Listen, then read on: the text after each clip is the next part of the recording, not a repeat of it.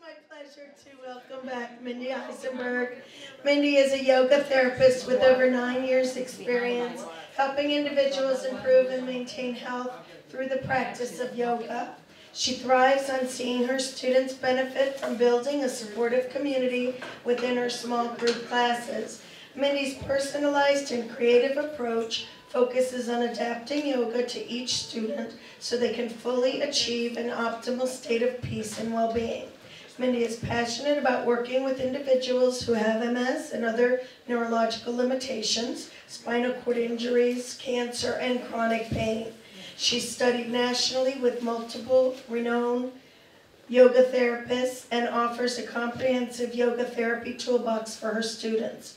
Her experience as a healthcare administrator at the University of Michigan Medical Center for 8 years helps her to work with professionals in health, healing, and wellness. Mindy has a Bachelor of Science degree from Northwestern University and a Master's in Health Services Administration from University of Michigan. Please help me in welcoming back Mindy Eisenberg. How many of you have meditated before? How many of you think meditation is all about relaxation? So you guys know. All right. Who's a regular practitioner? Does it every day? All right. So what I'm going to try to do is give you a taste of different types of meditation. So a little taste. And it depends what your intention is when you meditate. Sometimes the intention is spiritual. Sometimes the intention is focus. Sometimes the intention is better sleep or pain reduction. So there's many different purposes of meditation.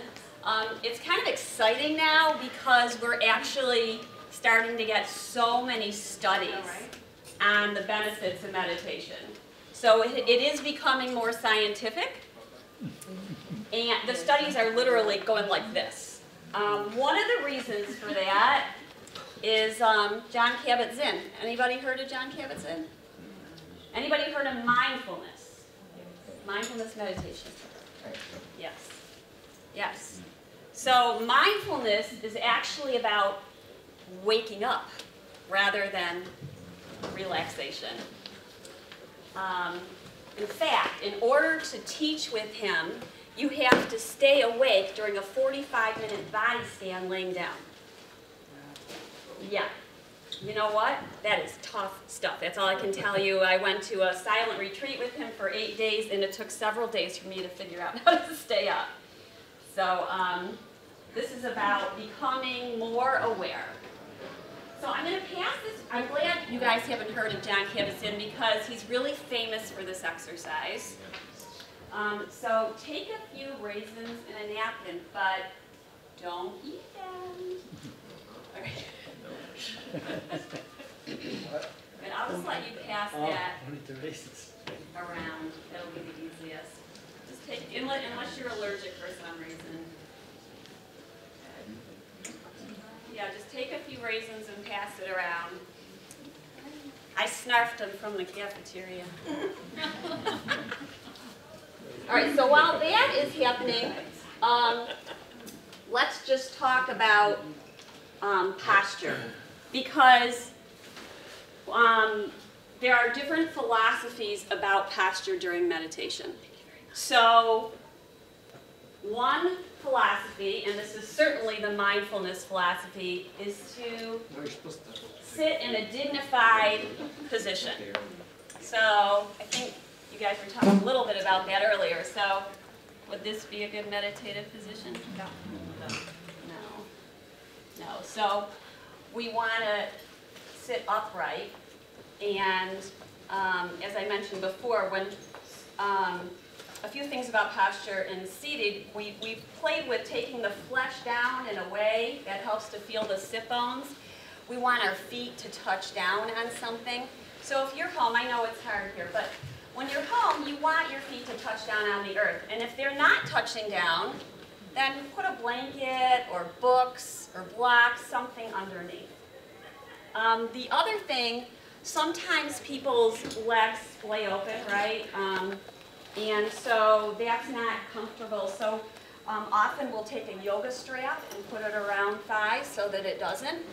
And another fun way to help with posture is to put this behind the spine. Has anyone ever put a yoga mat behind their spine?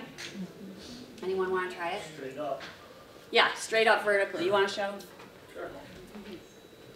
So it's pretty simple. He's going to put this behind his spine and let it go down. You want to find a place where it doesn't cut your lower back. Huh? Circulation. Yeah, you don't want it to cut into your lower spine. How does that feel to you? Pretty good. Yeah? Does it feel any different? Yeah, it's like lumbar in the middle. Yeah. So you don't have to buy one of those fancy, you know, go to relax the back and buy one of those fancy things. You can do something like this, or use a towel. So we want to bring our shoulders to the base of the neck. How are the raisins going? Get them around here? Did you say 3? Yeah, just a few. It's just, we're just gonna, just a few is fine. 3, 4, whatever. So your hands generally in meditation can rest in your lap. Now, the other philosophy is that you should be comfortable. Okay? So the other philosophy is, if you're not comfortable seated, go ahead and lie down. There is absolutely nothing wrong with that. We're going to do more of a body scan tomorrow, which can be done lying down. And that sometimes is the first way to meditate, is through the body scan. All right, how are we doing with the raisins? Got enough to be able to do some eating. You can have as many as you want, just to make sure that everybody gets some. All right, so when you get your raisins, let's look at them. You can have as many as you want. It looks like it's still full in there. So go ahead and look at your raisins like you've never looked at them before. You've never seen this. You've never seen this. You don't know what it is. And just look at it for all its awesome qualities.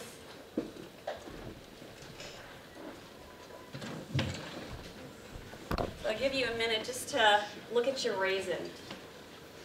Oh no, you have to have your own. Unless you don't like them. Oh, she loves raisins. I think.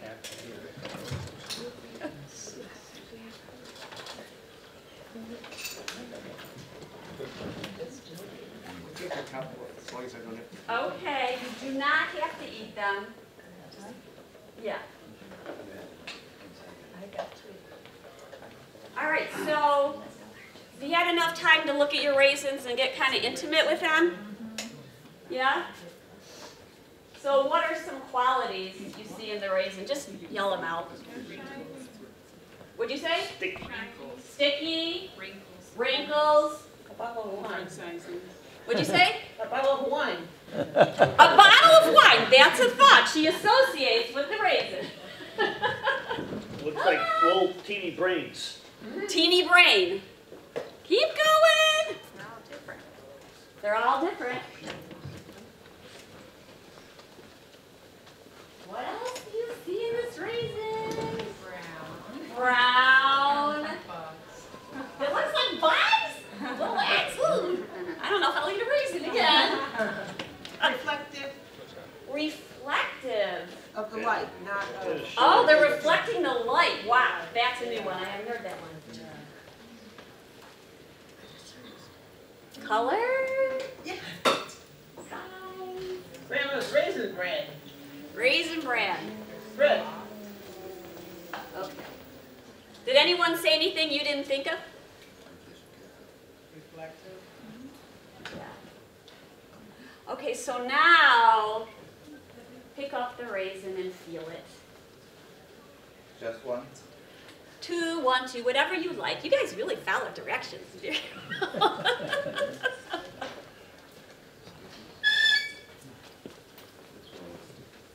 then throw out some characteristics you're feeling. Soft. Smushy. Soft, smushy, Sticky. sticky, Elastic. elastic. We got some creative thinkers here. What? Plump. That's a sign of a good raisin. Okay, so now put it in your mouth, but do not eat it. Boy, you're really pushing it. Do not chew that raisin.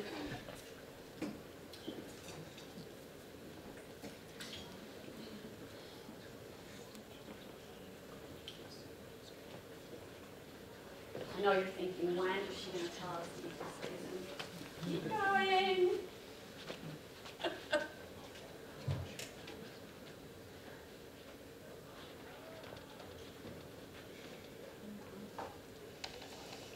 Notice what there is to notice about this raisin in your mouth.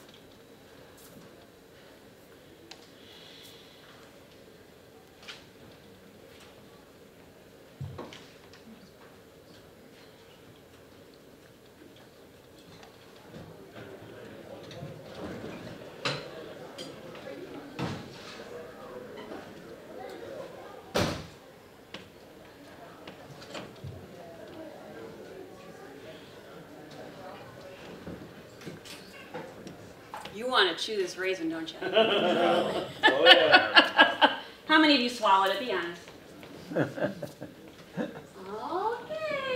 All right, so now throw out characteristics of what went on that you haven't experienced before with this raisin.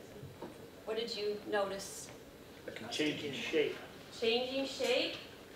It's not sticky anymore. It's not sticky anymore. Yeah. What'd you say? It's sticking in your teeth. And I still don't like the taste. You still don't like it. I'm sorry to torture you with this exercise. I can feel the Next little time we'll do jelly undulations in beans. the surface still. It's what? You know, the undulations in the surface. Undulations in the surface. Yeah. I can feel it. You're very descriptive. Yeah. He's changing the taste. The taste is Yeah. changing. How so? It was sweet, and now it's not. It's I'm not kind too of, sweet. It lost its sweetness. yeah. The taste becomes stronger. The taste becomes It's stronger. like it's in my saliva. And I don't like raisins. I'm so sorry. I don't know why he's famous for raisins. He did it with raisins. We could next time maybe jelly beans or something good. Chocolate, but that would be really hard. It's hydrating. It's what? Hydrating. It's hydrating? Your mouth is feeling hydrated? No, the raisin itself is plumping up. Oh, it's plumping up. It does make me salivate more by messing around with it. Yes. Are you guys as intrigued by this as some of these others? Yeah? Okay, so what's the idea behind this? You can go ahead now and eat Can your I eat raisins. this thing now? What? Can I eat this thing now? You can eat it. Go ahead and eat it, and then if you want any more, I think there's plenty left. No. Can I eat the other two, or are you going to do more with this? No, we're done with that. Oh. So what was the purpose in this? To think about stuff. Concentration, Focus. The raisin became your focus. focus. The raisin became your focus, and then what happened? Notice things that I didn't notice before. You noticed things you didn't notice before. Sensation came alive. I love it. You guys are good. What happened from this experience? Say My that again. gag gland became active. Your what? She really doesn't like My gag Oh! gland gag reflex. became active. I'm so sorry. But then what happened? My eyes got big. And then what happened? Then I was like, And then what happened? no, No! It didn't go away yet? Oh, no. well, hopefully you can tell us it went away soon. Okay. All right, so that's the point, is that we go around in life and we go from one thing to the next, and we easily lose focus on where we are right now. We think about the past. We can dwell on the past. Oh, I used to be able to do that. I can't do that anymore. I wish you would have said that. That just went awful. I should have done better. And then what happens, we also think about the future. What's going to happen if I don't do this? Is this going to turn out okay? So the idea behind mindfulness is to be here right now, to meditate, to live your life right now. And so it's not just, what happens is the meditation becomes life. The meditation becomes life. So almost everything we do can become a meditation. So it's not necessarily the traditional thinking. People who are mindful, you can often tell. They usually pause before they answer a question. They never interrupt. Right? But so it's a practice, and we're never perfect at it. And meditation is something that we never really get to the ultimate level. Only the Buddha did, right? So you guys can try. Let me know if you get there. Mindfulness is usually practiced once to twice a day in a formal meditative way. How long do any of you meditate? 20 minutes. 20 minutes. That's generally the prescribed. But in mindfulness, we tell people, do the 3-minute meditation. If that's all you've got, then use the 3 minutes. And some people can't sit that long. They just can't sit that long. Other people start to really love it and eat it up and do it more. Does anyone know what time of day? What time of day do you do it at? Afternoon. Afternoon.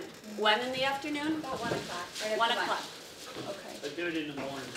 You do it in the morning. Yeah, so I don't attack the guy in the deli counter when I get out. Well, so what do you notice about those of you who meditate? How does your day go when you meditate? Smoother. Yeah. There's something about meditation that the day just goes by a lot more with ease. We're not quite as reactive. Right. I don't snap at people as much. Right. I know when I miss Not because I quite. snap at somebody. Right away. Well, so we tend to be reactive, Yeah. and the mindfulness helps us in that way. Generally, if you go back to the traditionalists, the other types of meditation, the more mantra-based, which would be more spiritual-based, that is generally prescribed first thing in the morning. Some people get up at 4 a.m., some get up at 6 a.m., depending upon who you are and what type of you are practicing. The other traditional time is before dinner. So you want to try to practice on an empty stomach, not too many raisins. So we're going to do a short mindful meditation. So here's some things to think about. We've got our wonderful posture. We're going to pay attention to our breath. We're not going to change the breath in any way. So some of us who like to control are going to look for possible ways to change it. There's no right or wrong. You can't do meditation wrong. It's impossible. The other principles that are quite important are we are going to respect ourselves with loving kindness so that it hopefully transfers not only to ourselves but to others. So in a compassionate way. There's actually a type of mindful meditation called metta, which is all about loving kindness. So those are the primary ones. With respect, kindness, can't do it wrong, focus on the breath. So let's try it. So find your dignified, comfortable seat. And I'm going to do these little bells when we're starting, and then you'll hear the bells 3 times when we're ending. Remember, there's no right and there's no wrong. So find your seat, come to your breath, and let's begin.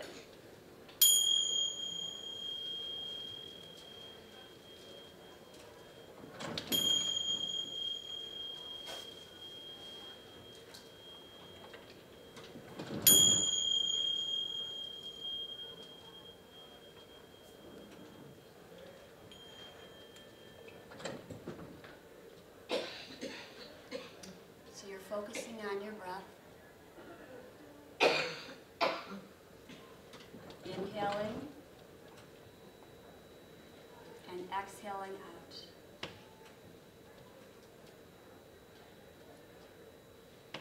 There's no change. We're not looking to change anything. We are here just as we are.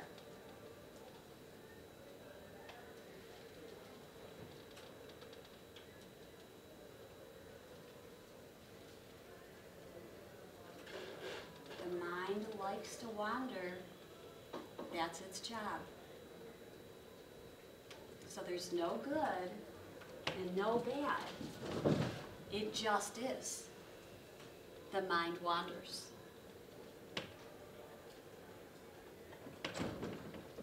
Now when you notice that the mind wanders, go ahead and gently bring your focus, your attention, your awareness back to your breath.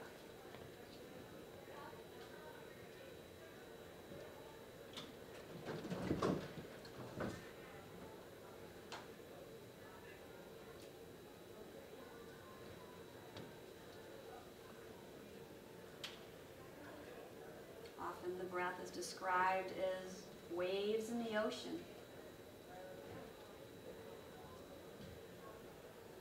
The inhale follows the exhale. Moment by moment by moment.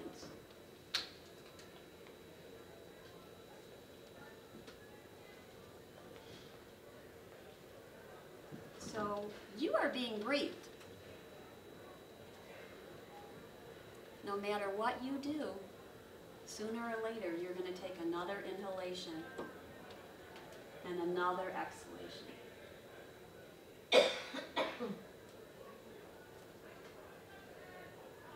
You're the witness. You are witnessing your breath.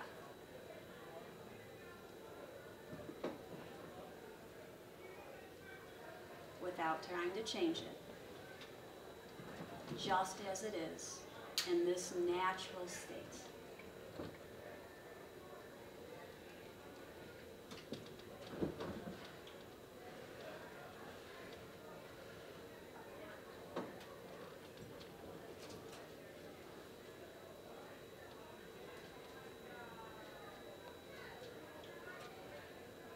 The mind is also like waves. We have the breath like waves, and we have the mind and the thoughts. They're like waves. You're certain to have another thought. So notice your focus. Perhaps your focus stays on your breath for an inhalation. And then it's back somewhere else. Go ahead and bring it back. Bring your focus back to your breath. Again. And again. And again. In this moment. In this way.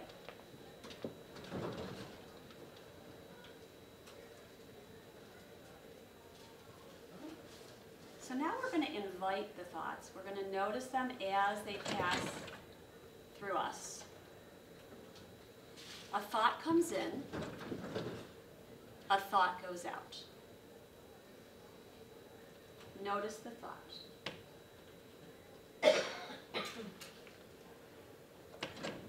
And then come back to your breath. So you notice the thought. It's not good and it's not bad, no matter what that thought is. Bring your focus back to your breath.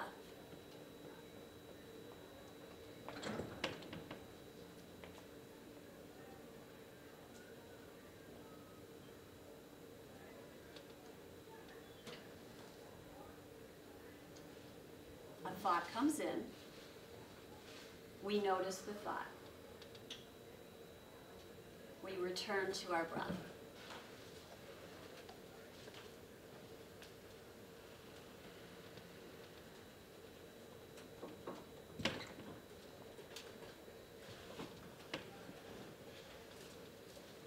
Now let's play a little further with our breath, our thoughts, and our reaction to these thoughts.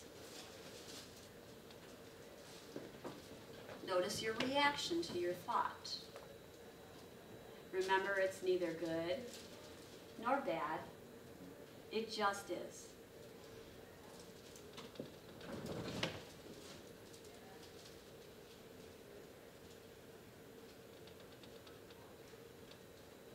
The thought comes in.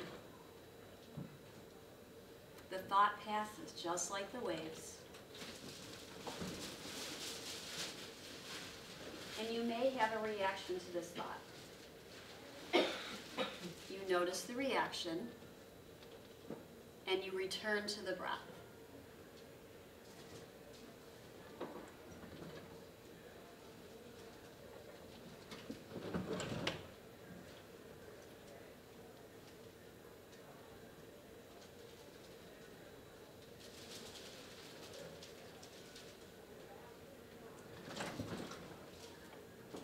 Let's turn to sensations. You may or may not have what you think of as a sensation going on in your body right now.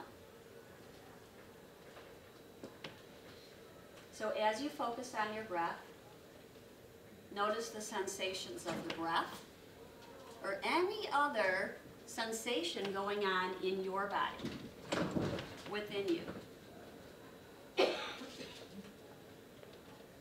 And then come back to your breath.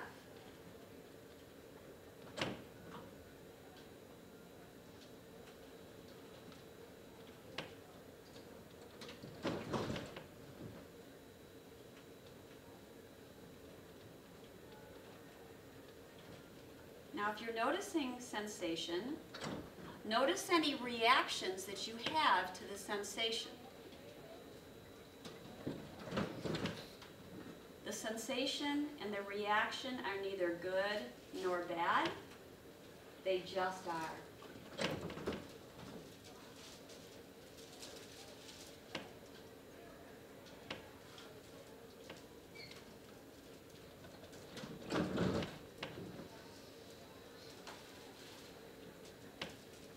When your mind moves away from either your thoughts or your sensations, bring it back to the breath.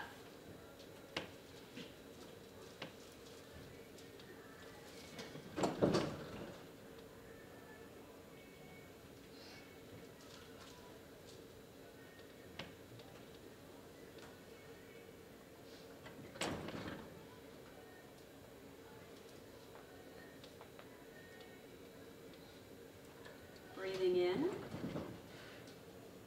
breathing out. Breathing in and breathing out. Let's play a little bit with sensation. So find an area in your body where it's pleasant, you enjoy the sensation. And breathe into this area and breathe out. And breathe into this area and breathe out. Inhaling, fully engaging in the sensation. Exhale, fully engaging in the sensation.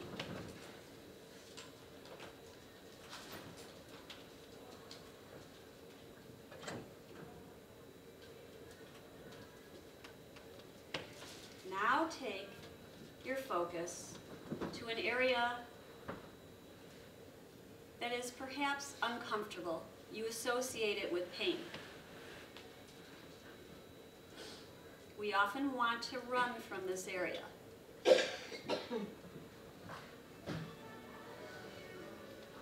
So finding an area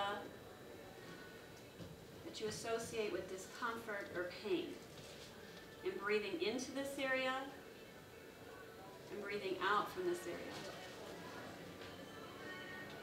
Now notice your response to this area. any reactions, any thoughts, any emotions that come up, is you focus on the area of discomfort. And for some people, pain is not physical, but it is emotional. We all have different types of pain.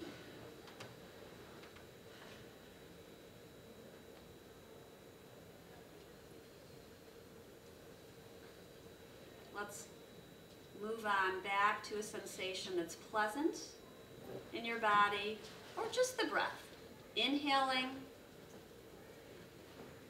and exhaling. Notice any thoughts or reactions to going back to this spot.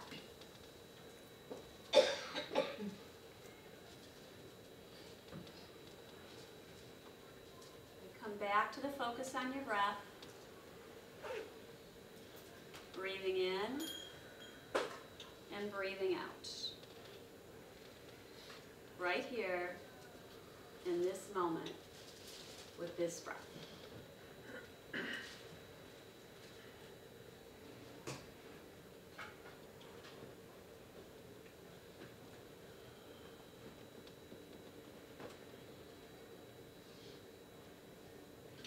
Slowly awakening as you hear the chimes.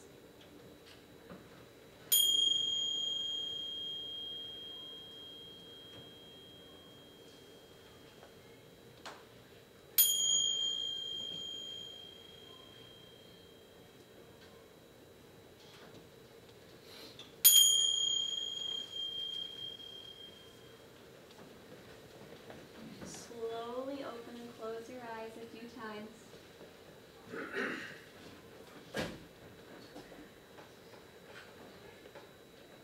Now let's just start to circle the wrists a little bit, bring a little bit of movement back into the body. Circle one way and then the other. Good. Let's actually swing the arms up. I know you don't have room to swing down and back, so just kind of swing it down. And inhale and stretch up high to your fullest. Spread your fingers. Make a fist. Release it.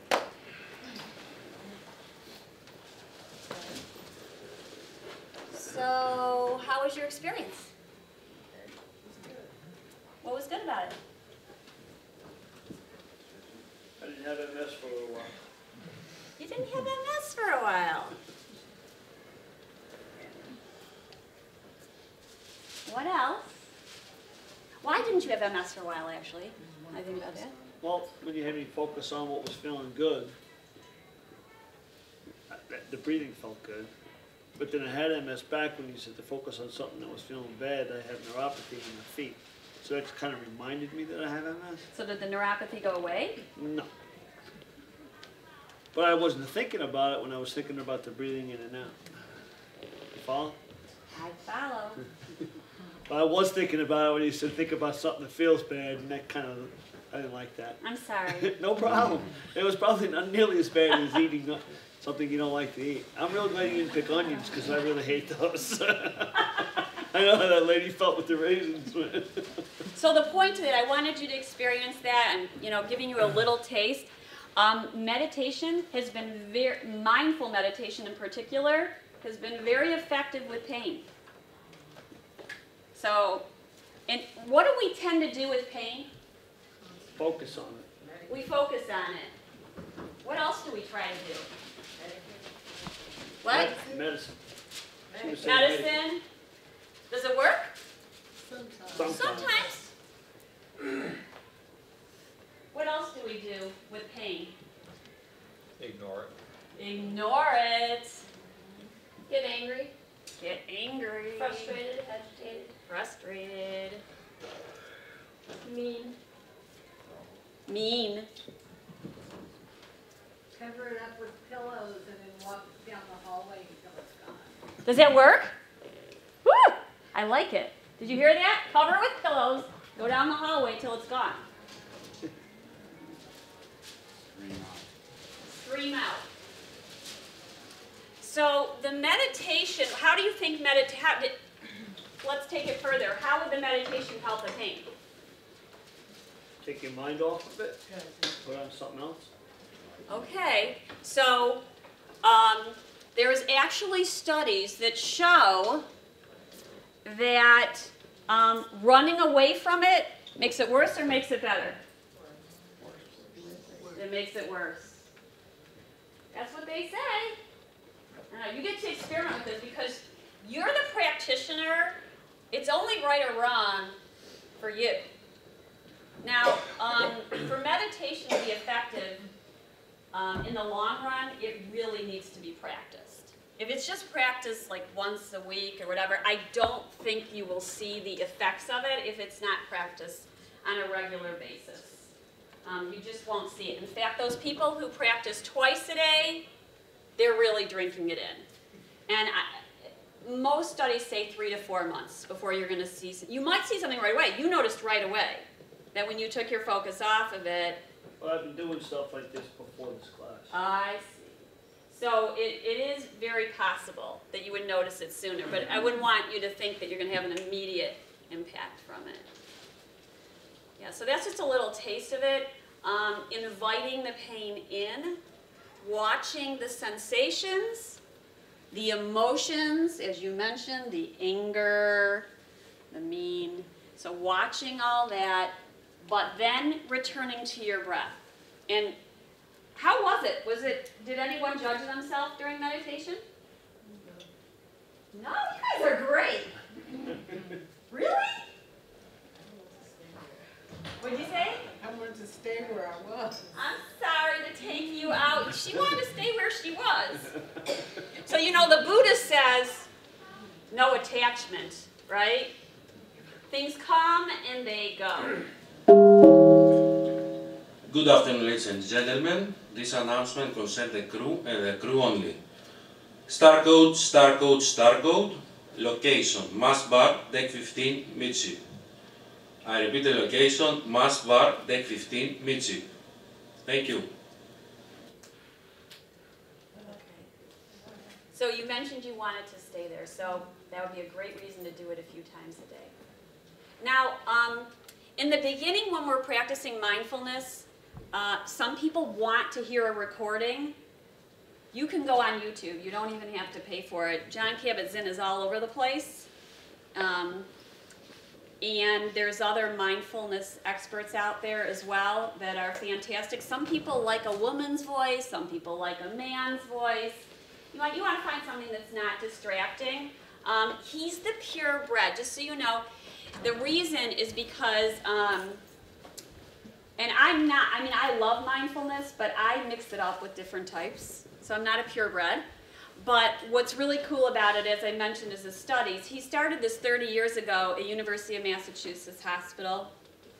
And he is a Buddhist. He's Jewish. He's also a Buddhist. And he wanted to bring it to the clinical world. And they were sending him cases where they couldn't do anything with it. So, but he wanted the doctors and the nurses and the clinicians to buy in. So he never, ever calls it Buddhism. Even though these principles are, we do not call it that. It's basically a scientific method. The language is very clean. So it doesn't, does anybody here think meditation is a religion or yoga is a religion? All right, so you guys know that. So he's brought it so it could be for any religion.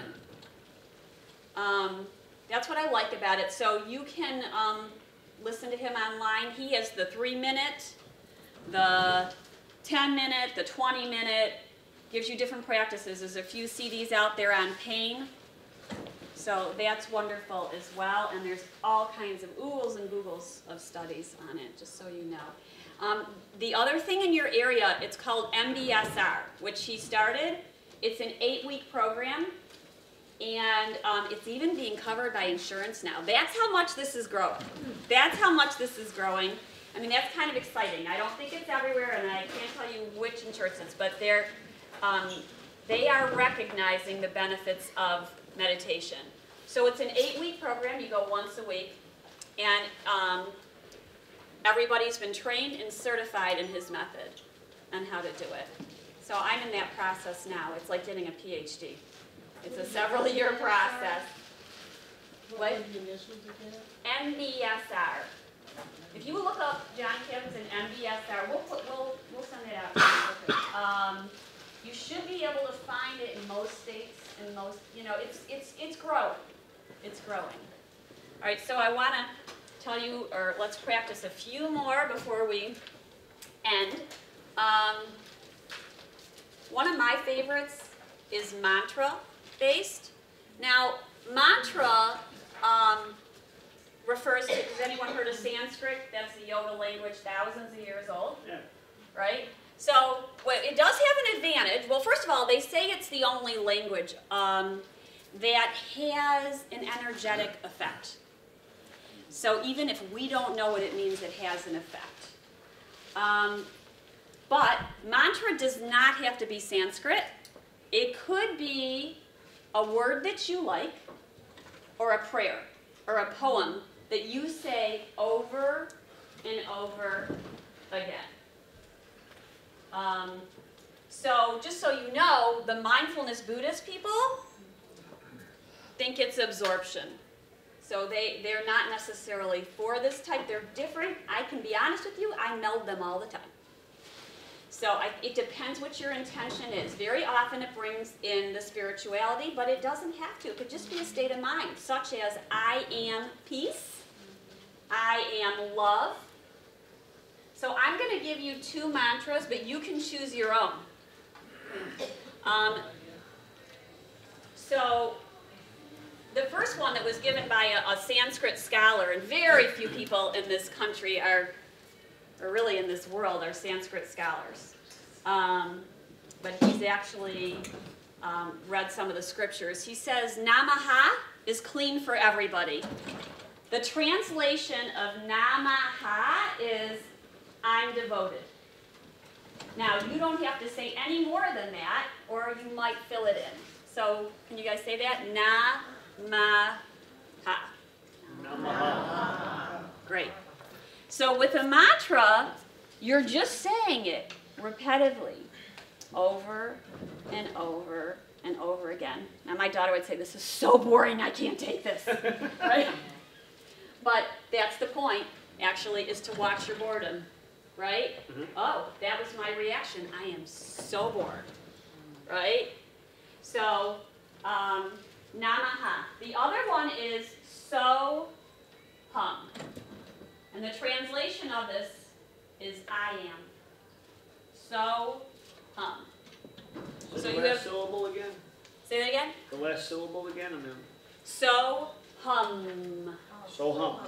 So hum. Okay. Chanting, by the way, we're not going to do that today because that's a different type. But chanting is fantastic. Some people just can't sit and be quiet. It's just too much for them, right? And so chanting is a great way to come into some of these states. Now, I'll tell you, because there's certain types of yoga that are becoming more and more popular. Who's heard of Kundalini? I know somebody mentioned it in here. Kundalini, yep. Kundalini uses a lot of mantra-based together with very heavy-duty breathing. And all I can tell you about this is, if you're curious, make sure you do it with a very experienced instructor. Sanskrit is very powerful. Mantra is extremely powerful, and so are breathing practices. So you really want to do it with somebody who knows how to teach you breathing and who knows how to give you and go with you on what are some of these mantras. There are some you will not want to do, right? We don't want to increase our heat. Anybody with MS doesn't want to increase their heat. So you want to be given a breath that does that. Just a little note on how powerful it is. The second time I practiced it, it was a 2-hour. They traditionally get up at 4 in the morning. So I don't know why, but I was up on a Sunday morning at 4, so I decided to go and check it out. And so an hour and a half of breathing in mantra, and I noticed afterwards that I felt like I had 3 drinks. I felt like I had 3 drinks. So I went up to my teacher and I said, Catherine, I feeling a little rocky here. Like, she goes, you can get very high from this. And I actually took a more grounding class. Like, there was no way I was driving. Never. These are very old, ancient practices. And if you become in tune with the energetics, they can really take you in different places. So Namaha and Soham are very neutral. So let's just play with it for a few minutes, just so you get the idea.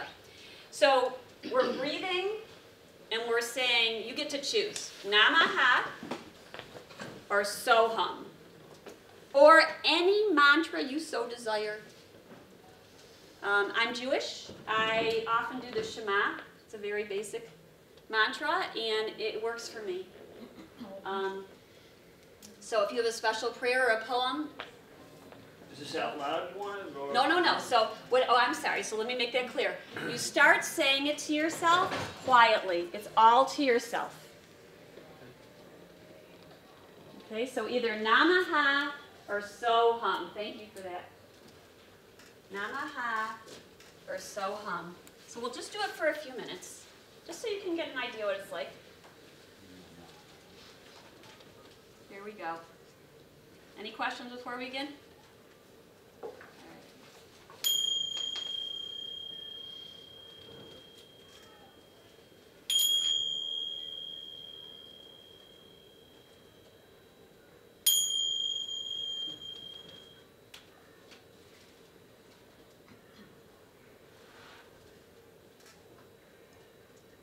So you're focusing on your breath. You gently bring in your mantra, whatever it may be.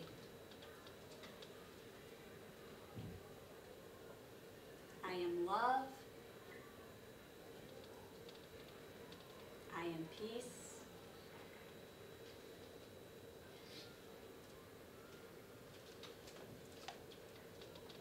Namaha. Soham. So together with your breath, the mantra. There's no rhythm. The mantra becomes in the background, soft, like listening to the waves in the ocean as you're reading a book.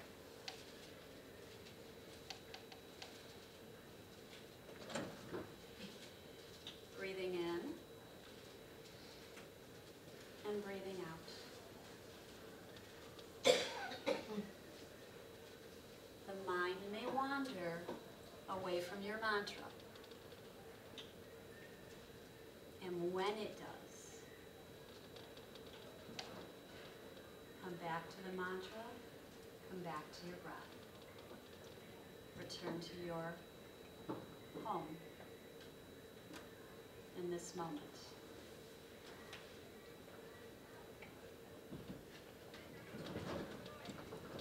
I am love. I am peace. Namaha. Soham.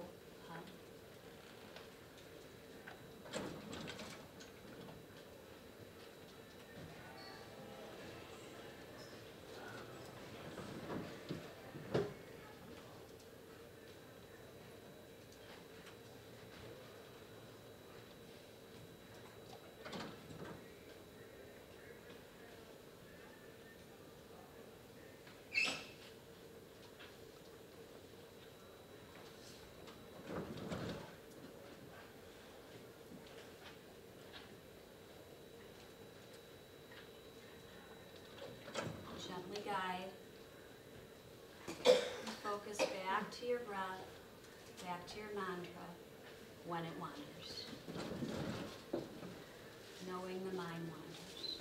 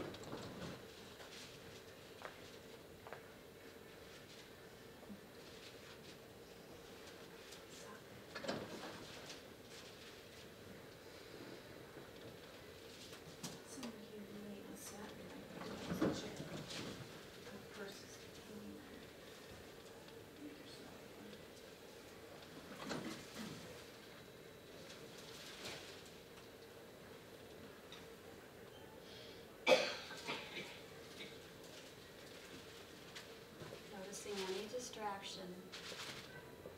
And just gently guide your focus back to your breath, back to your mantra.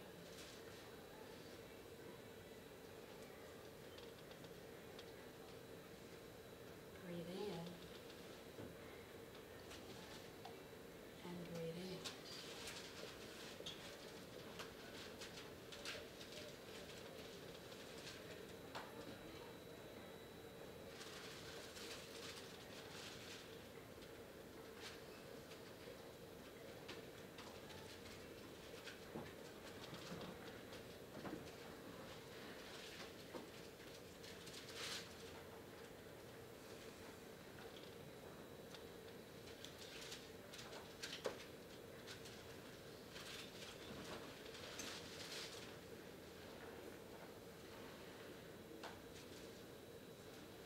When you hear the sound of the chimes, you're going to slowly come to your breath and reawaken. And first, keeping your eyes closed, gently leaving your mantra.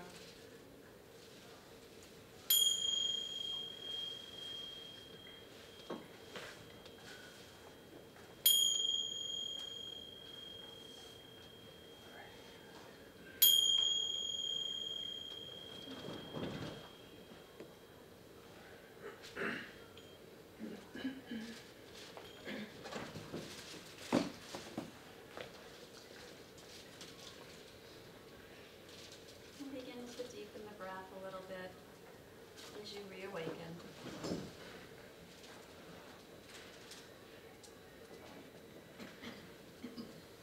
Gently opening and closing the eyes a few times to readjust.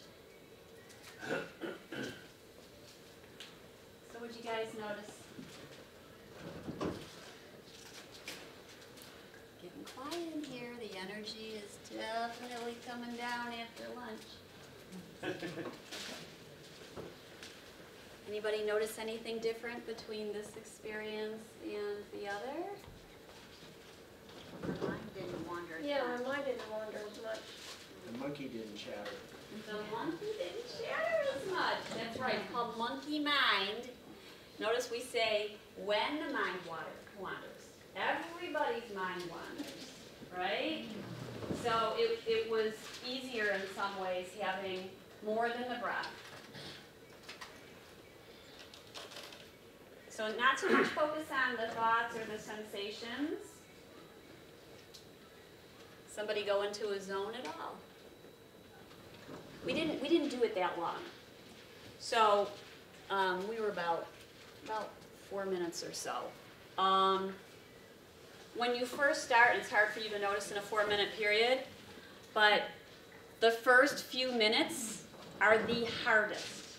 And it's also going to depend upon what frame of mind you start your meditation. If you start and you're agitated, it's going to take a lot longer, and you might be agitated the whole time.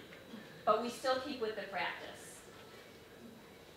It could take all the way up, you know, those 18 minutes, and then the last 2 you're in the zone. So in this type of meditation, you are going into more of a zone. In the mindful meditation, you're actually learning to stay awake. All right, so I have one last one, and I don't want to run over. So, but I want to leave you with this. It's a mudra. Does anyone know what a mudra is? So all the yoga postures are mudras. All the yoga postures are all mudras, and they all have what? What's a posture? Posture. Yeah. I mean, I know what it is well, for here's cat. down dog, right? Oh, posture. Okay. That was downward dog. That was downward dog. So each mudra has energetics within it, behind it, around it. So this gentleman who's a yoga therapist studied different mudras for different conditions, and he has a book out. These mudras have been around for thousands of years. We're not making them up. And they were used for different purposes. But this is the one that he found, and this was not a formal study. But what he found, he's been a yoga therapist for years, was most effective for MS, and it is considered the mudra of connection and integration. So it looks like this. Left hand, thumb, and middle finger come together. Thumb and middle finger come together. There you go. Yeah, and you just do the best you can. The best you can. If they're not quite coming together. Okay, the right hand, thumb, and ring finger. So fourth finger. Yep. You got it. And then, in a receiving mode, just let your hands rest in your lap so the palms are facing upward.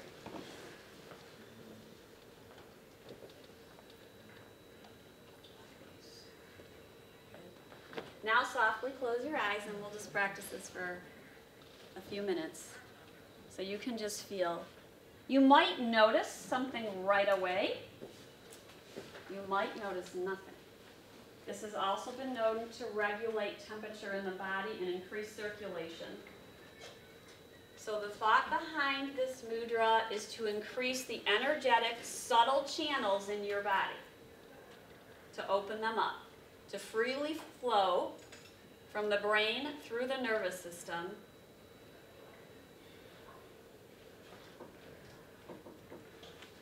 So the mantra with this mudra might be, I am breathing and my subtle energetic pathways are opening.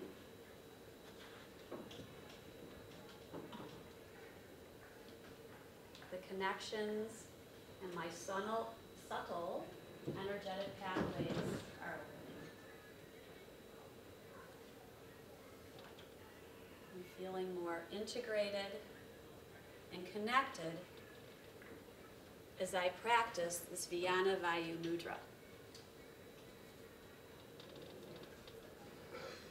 Always focusing on the breath.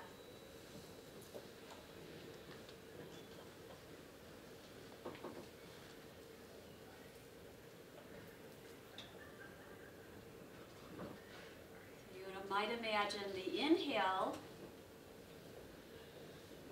from your legs traveling up to your brain, increasing the connectivity of communication between your lower extremities up to your brain on the inhale. And as you exhale, nourishing this communication channel downward. And then inhaling, feeling an increase in the subtle pathways in your pelvic area, in your thighs, in your navel, up to your brain. Exhaling, nourishing this pathway back down.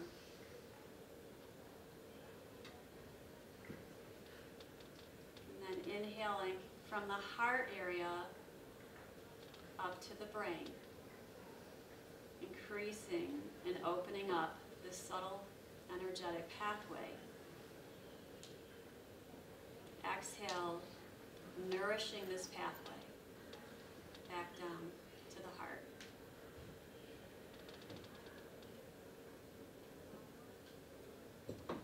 Inhaling from the fingertips up to the heart, increasing the pathway,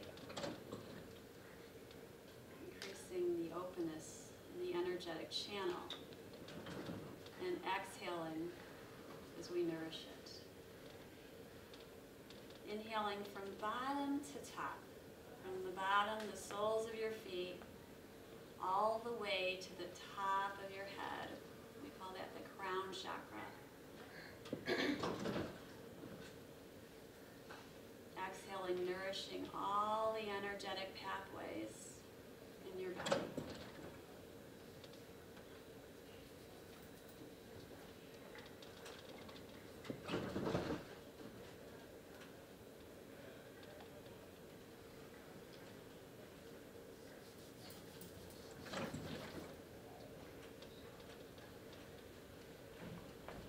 Inhaling and exhaling.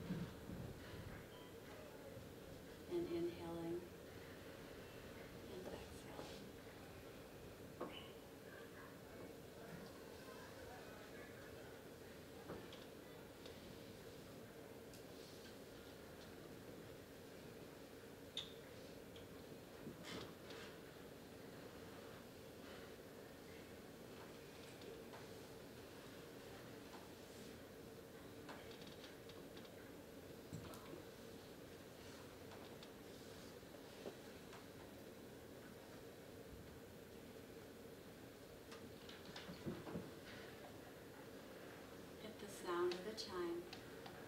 Gently awakening. Releasing the mudra. And some nice natural breaths.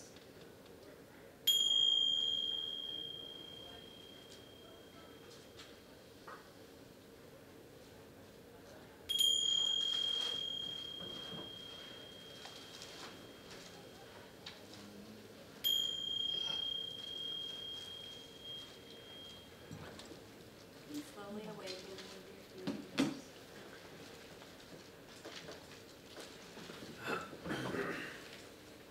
Anybody notice anything? Any difference here? Tendons I've never really used that much for getting exercise. I get goosebumps like all in my body. It starts from my head and all the way down to my feet.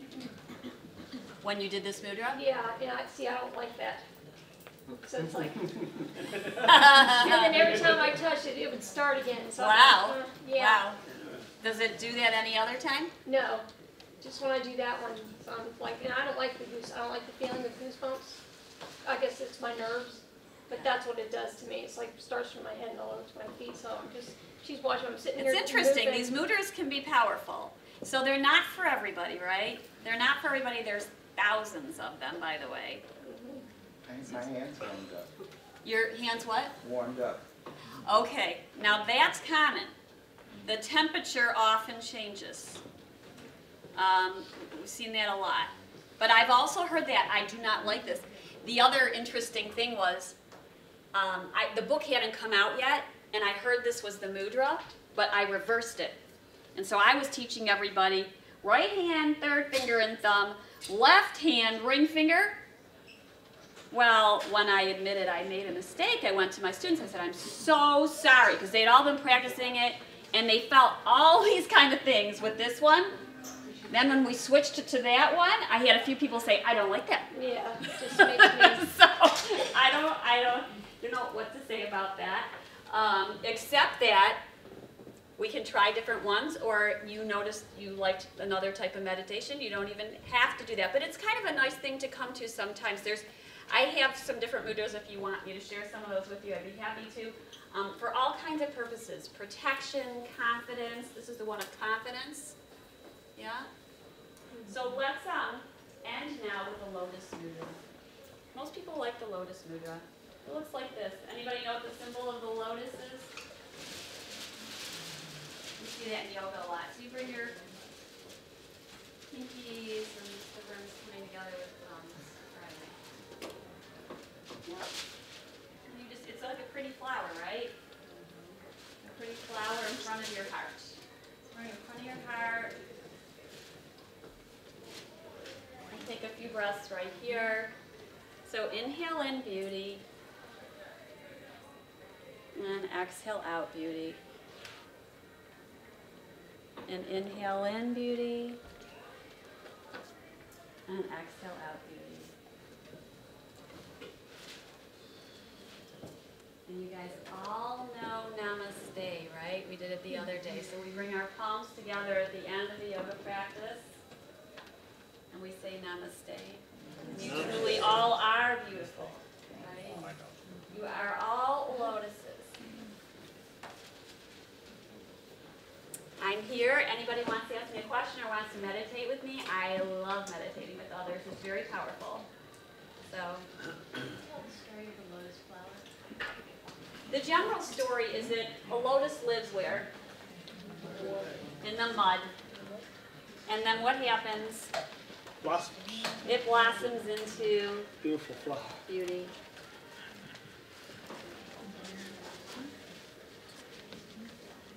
So whenever you see that, it stands for the crown chakra, 1,000 petal. When we're all open, like the Buddha, 1,000 petal lotus blossoms. What was the name of the person that you said that does the meditation? Was it John? John Kabat-Zinn. John Kabat-Zinn. We'll get that for you. Okay. Will that be up on the website, maybe? Yeah, we can do that.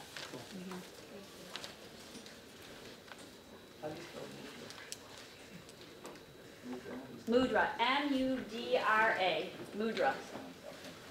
Yeah. Well, thank you so much. Thank you. And thanks for staying awake. after lunch. It's a hard time to do meditation.